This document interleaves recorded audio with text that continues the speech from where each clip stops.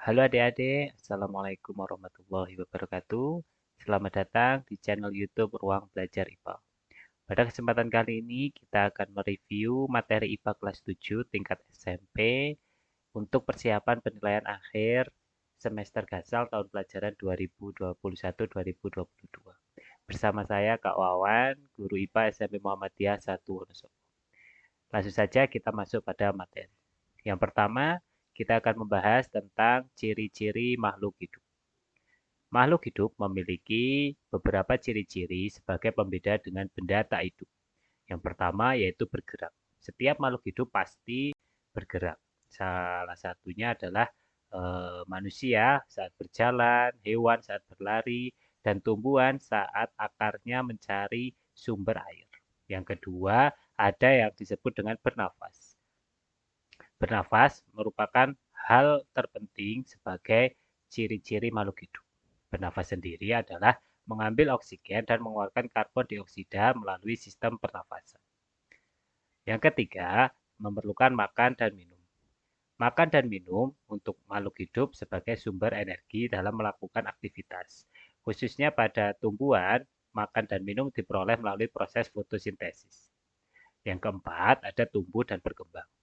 Tumbuh dan berkembang ditandai dengan bertambahnya ukuran makhluk hidup dari kecil menjadi besar, baik itu pada manusia, tumbuhan, maupun hewan. Yang kelima, ada berkembang biak, yaitu bertambah banyaknya individu melalui proses perkawinan. Sedangkan pada tumbuhan ada juga yang tidak melalui proses perkawinan. Yang keenam, ada yang disebut dengan peka terhadap perangsang atau istilahnya iritabilitas. Iritabilitas ini contohnya misal kalian menyentuh daun putri malu, maka daun putri malu itu akan menguncup. Nah, menguncupnya daun putri malu itu merupakan salah satu indikator bahwa tanaman juga peka terhadap perangsang berupa sentuhan. Dan yang terakhir ada ciri-ciri mengeluarkan zat sisa. Mengeluarkan zat sisa di sini yang dimaksud adalah saat kalian beraktivitas, salah satu contohnya kalian mengeluarkan keringat. Nah, keringat itu merupakan zat sisa yang harus dikeluarkan melalui proses metabolisme. Yang kedua, kita belajar tentang tata nama biologi. Tata nama biologi pertama kali diperkenalkan oleh Carolus Linnaeus. Metode penamaan yang digunakan adalah binomial nomenklatur. Tata nama binomial atau binomial nomenklatur ini merupakan aturan penamaan baku bagi semua organisme atau makhluk hidup yang terdiri dari dua kata, yaitu binomial, berarti dua nama dari sistem taksonomi dengan mengambil nama genus pada kata pertama dan nama spesies pada kata yang kedua. Misal, penulisan nama ilmiah tanaman timun dan melon. Penulisan ilmiah itu bisa ditulis dengan menggunakan garis bawah atau juga bisa ditulis dengan menggunakan huruf miring. Pada tanaman timun, nama ilmiah adalah Cucumis sativus yang kata pertamanya menunjukkan genus dan kata keduanya menunjukkan spesies. Sama dengan tanaman melon yang kata pertamanya menunjukkan genus dan kata terakhir yaitu melon menunjukkan spesies. Maka dapat disimpulkan kedua tanaman ini memiliki genus yang sama namun berbeda spesiesnya. Yang ketiga adalah kunci determinasi. Kunci determinasi merupakan petunjuk yang dapat digunakan untuk mengidentifikasi kelompok maupun jenis organisme. Pada kunci identifikasi tercantum ciri-ciri organisme yang akan diidentifikasi yang bersifat spesifik. Berikut contoh kunci identifikasi atau kunci determinasi.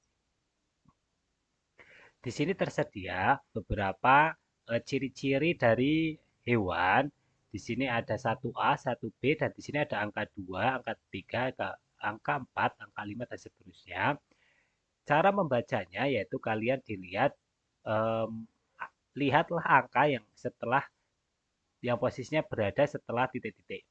Nah, setelah kalian lihat angka ini, maka saat ada angka nomor 2 pada 1A, maka kalian nanti larinya ke nomor 2. Contohnya, bisa kalian disuruh mencari kunci determinasi ikan. Maka ikan bertulang belakang, maka jawabannya adalah 1A. 1A ini ada angka 2 ini berarti lari ke nomor 2. Dilihat apakah tubuh ikan selalu basah atau tidak. Nah, karena tubuh ikan selalu basah, maka kunci determinasi yang kedua adalah 2A. Dilihat angka yang di belakang, di sini ada angka 3 berarti lari ke nomor 3. Dilihat di situ apakah ikan bersisik atau tidak. Karena dia viscous maka bersisik. Maka kunci yang ketiga adalah 3A. Seperti itu. Dan contoh yang kedua ada misal buaya atau reptil. Ini juga hampir sama. Di sini cara melihatnya yaitu dilihat pertama, buaya itu bertulang belakang atau tidak? Oh, bertulang belakang. Berarti 1A. Lari ke nomor 2. Selalu basah atau tidak? Ya, tidak selalu basah. Berarti 2B. Lari ke nomor 4. Langsung ke nomor 4. Menyusui atau tidak? Tidak menyusui. Berarti 4B. Dan lari ke nomor 5. Bertelur atau tidak? Maka jawabannya yaitu reptilia. 5B. Maka untuk kunci determinasi adalah 1A, 2B, 4B, dan 5B. Yang keenam, yaitu perbedaan larutan asam dan basa. Sifat-sifat asam itu rasanya masam atau asam, dapat mengubah lakmus kertas biru menjadi merah, mempunyai nilai pH kurang dari 7, menyebabkan korosi pada logam.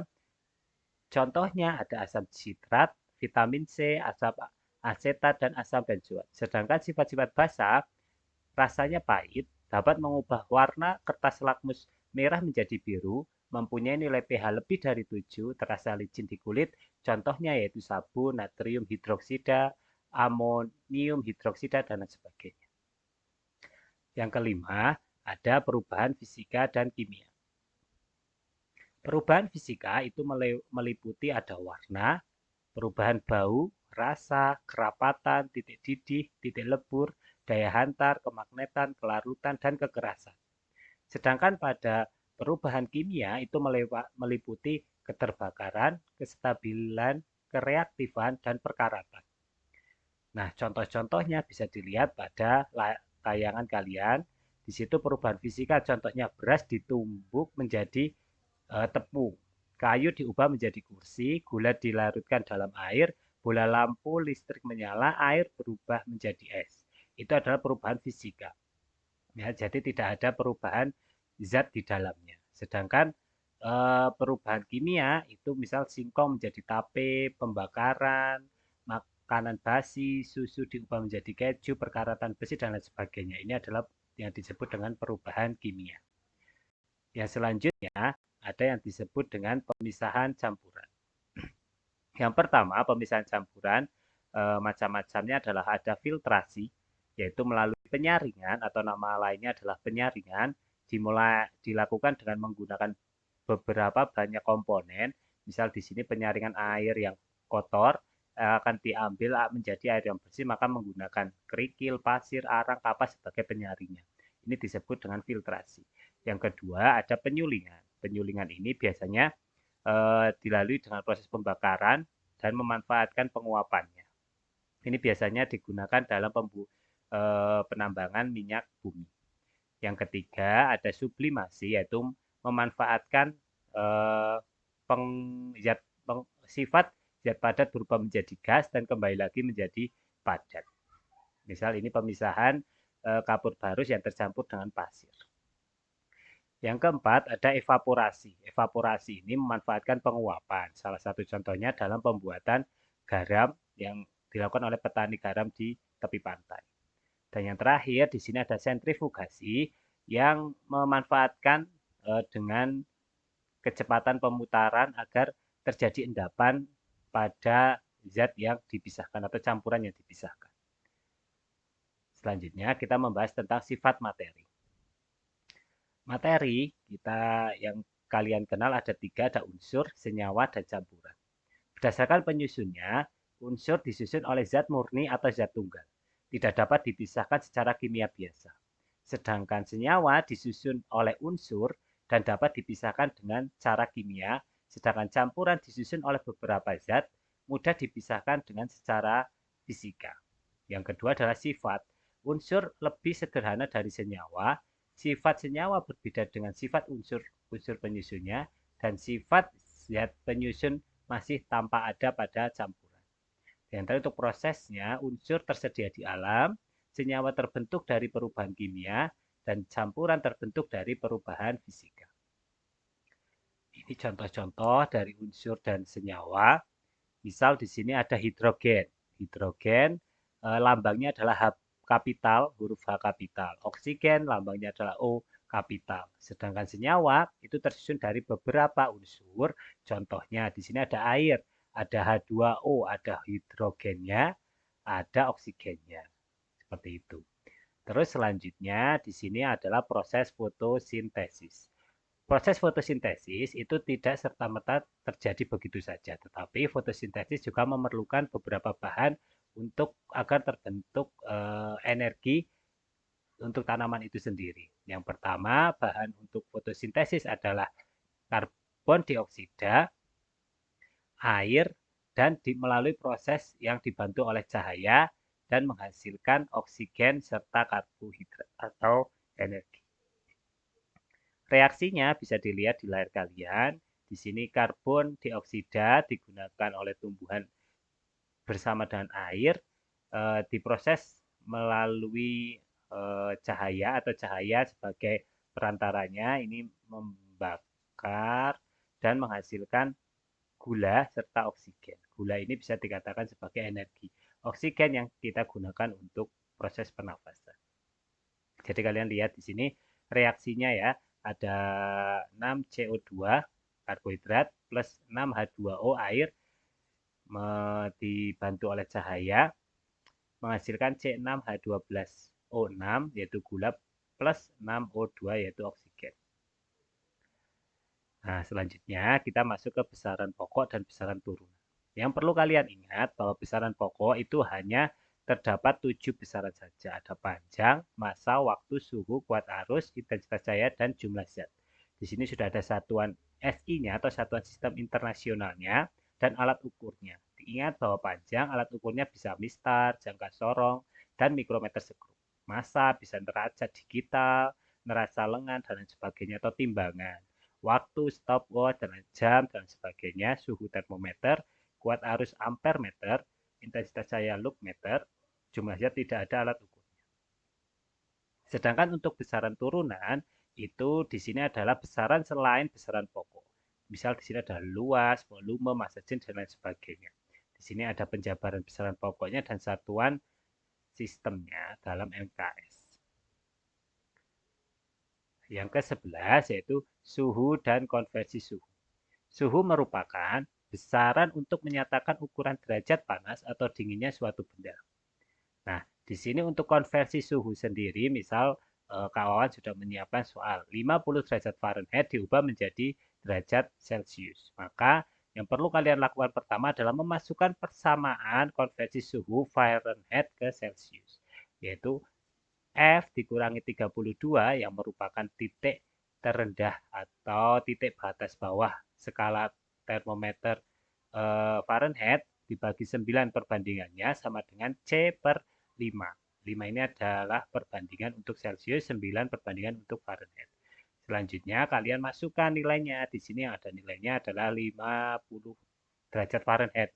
Maka 50 ini dimasukkan ke F.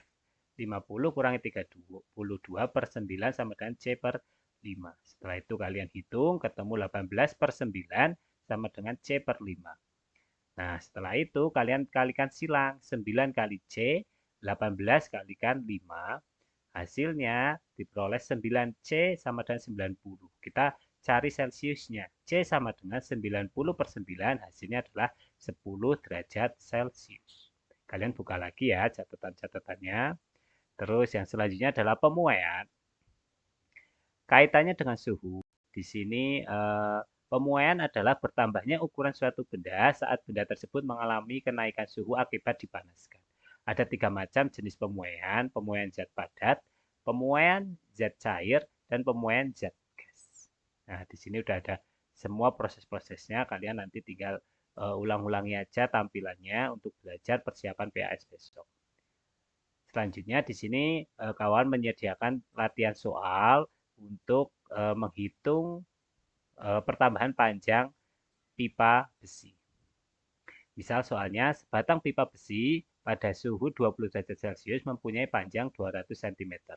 Apabila pipa besi tersebut dipanasi hingga 100 derajat Celcius dan koefisien muai panjangnya 1,2 kali 10 pangkat min 5 per derajat Celcius, hitunglah pertambahan panjang pipa besi tersebut.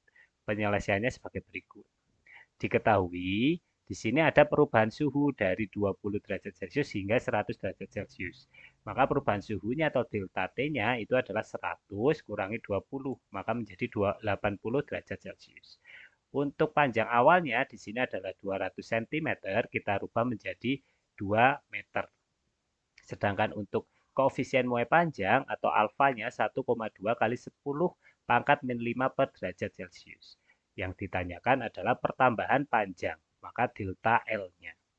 Kita hitung menggunakan rumus alfa sama dengan delta L per LO panjang mula-mula kali delta T.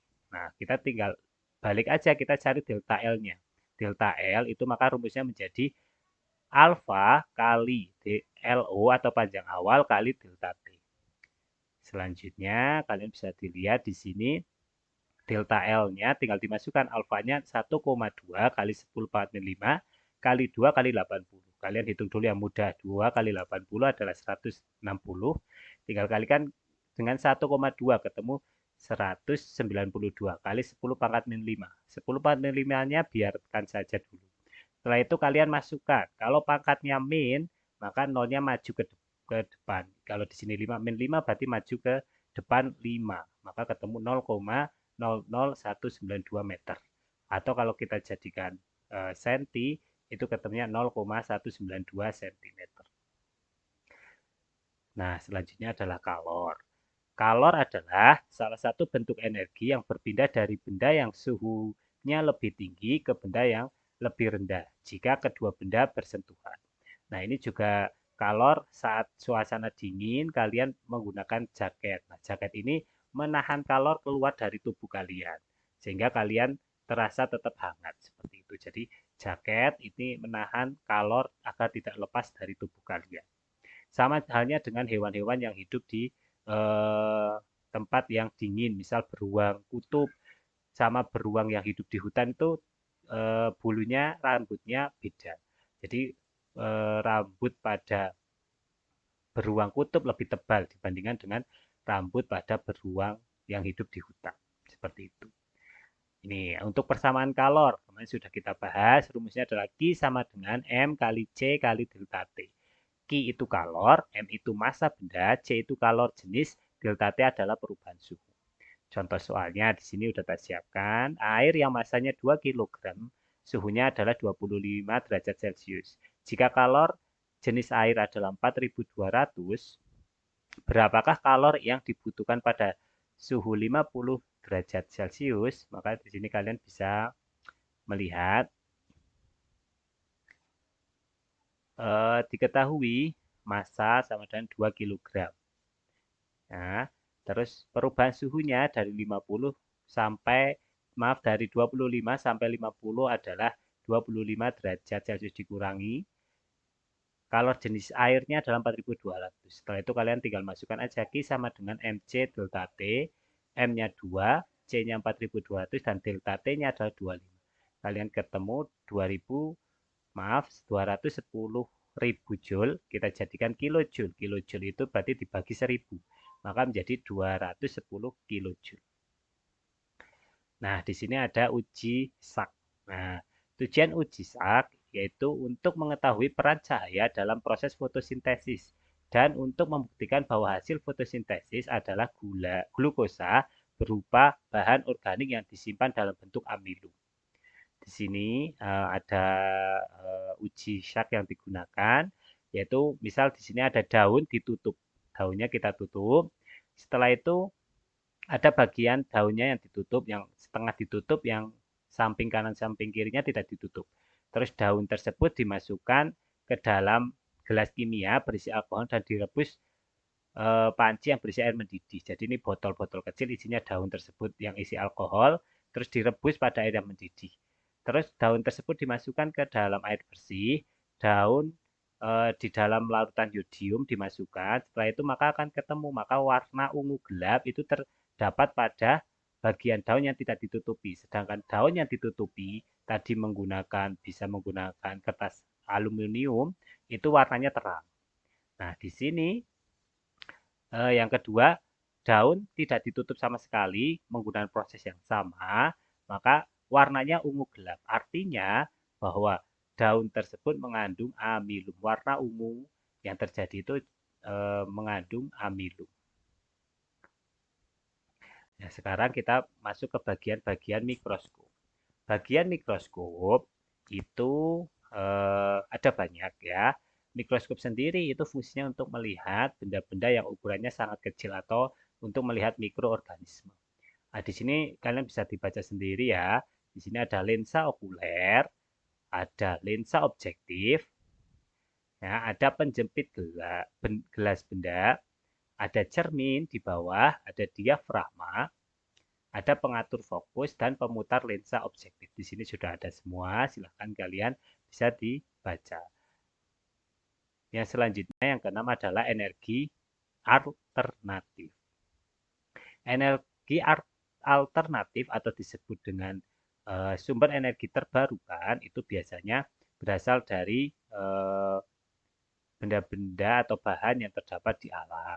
Salah satu contoh, beberapa contohnya ada energi panas bumi, energi matahari, energi angin, ya, ada energi air, energi gelombang laut, dan energi biofuel. Nah, di sini udah ada semua, silahkan kalian pelajari juga.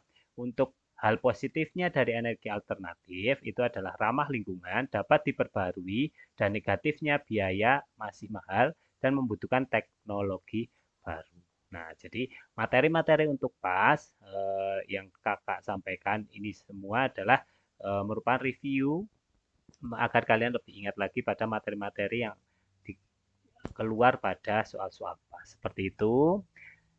Nah, di sini ya, tujuan belajar bukan untuk menjadi lebih baik dari yang lain, melainkan jadi lebih baik dari diriku yang sebelumnya. Selamat belajar, semoga PAS yang akan kalian